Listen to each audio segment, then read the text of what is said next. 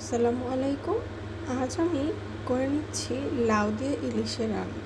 এই রেসিপিটাকে আমাদের বাসায় লাউয়ের আদলাও বলে। তার জন্য প্রথমেই আমি প্যানে তেল গরম করে তার মধ্যে পেঁয়াজ আর লবণ দিয়ে ভেজে নিচ্ছি। পেঁয়াজগুলো একটু নরম হওয়া পর্যন্ত ভেজে নিয়ে তার মধ্যে দিয়ে দিচ্ছি আদা রসুনের পেস্ট। এখন ওগুলোকে অল্প কিছুক্ষণ ভেজে নেওয়ার পর দিয়ে দিচ্ছি হলুদ, ধনে গুঁড়া, একদম অল্প একটু মরিচের গুঁড়া। যদি ঝাল পছন্দ না করেন এই ক্ষেত্রে কিন্তু মরিচটাকে অ্যাভয়েড করতেই পারেন। খুব ভালো করে ভেজে নিয়ে দিয়ে দিচ্ছি পানি। পানি ফুটে উঠে মশলা কষা কষা হয়ে গেলে এর মধ্যে দিয়ে দিব আমাদের লাউগুলো।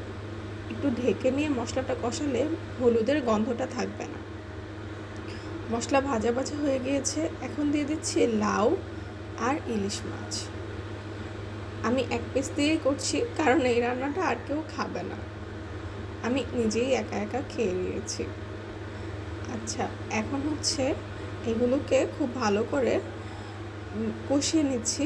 কষিয়ে নেওয়া হয়ে গেলে এর মধ্যে দিয়ে দিব ফুটন্ত গরম পানি। গরম পানি দেওয়ার কারণ তাহলে রান্নাটা তাড়াতাড়ি হয় আর রান্নার মশলার যে স্বাদটা সেটাও ঠিকঠাক থাকে। ঢেকে দিয়ে বেশ কিছুক্ষণ রান্না করে নেওয়ার পর আমাদের লাউয়ের আদলা কিন্তু তৈরি। এখানে আমি পর্যাপ্ত ধনেপাতা দিয়েছি।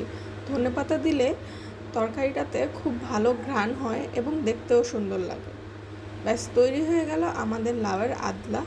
গরম ভাতের সাথে এই রেসিপিটি খেতে কিন্তু অসাধারণ লাগবে। সাথে